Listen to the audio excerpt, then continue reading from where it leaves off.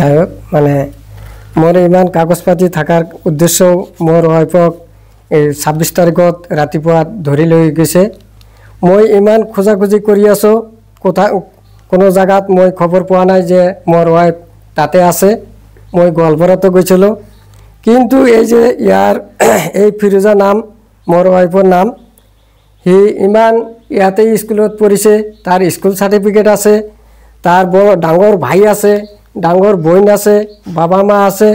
তেখেতৰ যদি voter ID আছে বা ইয়াৰ বাসিন্দাৰ হৈ আছে তেনেহলে এই মোৰ ৱাইফৰ কি অসুবিধা হৈছে যে হি কেনেকৈ বাংলাদেশী হয় সেই কাৰণটো মই জানিব বিচাৰিছো আসাম চৰকাৰক মই অনুৰোধ জনাইছো যে এইটো কেনেকৈ ডি ভোটাৰ হয় মোক মানে বুজাই দিব আহ্বান জনাইছো আর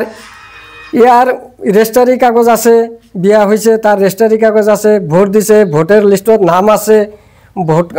আধার কার্ড আছে প্যান কার্ড আছে আই কার্ড আছে ইমানখিনি ডকুমেন্টস থাকার কাৰণেতো হে তাক মানে ধৰি লৈ গৈছে মোৰ এইটোই মানে আবেদন যে তাক কেনেকৈ মানে মই পাম এটো মোক মানে এটা বুদ্ধি দিব লাগে গোসাইগাঁও সাব ডিভিজনৰ 3 নং শিমুলু টাপুৰ ফিৰোজা বিবিক যোৱা 26 তাৰিখে অসম আৰক্ষীয়ে উঠাই লৈ যায় আমি পৰিয়ালৰ কাষত এই বস্তুবিলাক জানিবলৈ আহোতে তেওঁৰ স্বামীয়ে আমাক জানিব দিয়ে যে তেওঁৰ পত্নী ফিৰোজা বিবিয়ে ইয়াতে লিখা পঢ়া কৰিছে তেওঁৰ আধাৰ কাৰ্ড আছে পান কাৰ্ড আছে ভোটাৰ কাৰ্ড আছে সকলো নথিপত্ৰ আছে আনকি তেওঁৰ যিগৰাকী শহুৰ দেউতা সেই শহুৰ দেউতাৰো ভোটাৰ আইডি আছে তেওঁৰ যিগৰাকী শাশুড়ী মা তেওঁৰো ভোটাৰ আইডি আছে আৰু তেওঁলোক দুয়োজন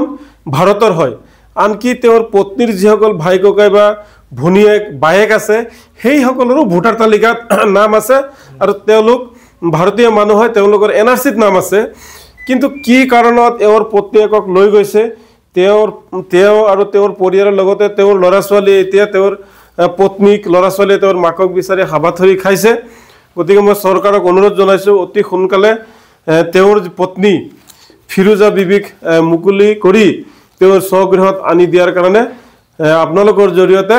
আমি অসম চৰকাৰক অনুৰোধ জনাইছো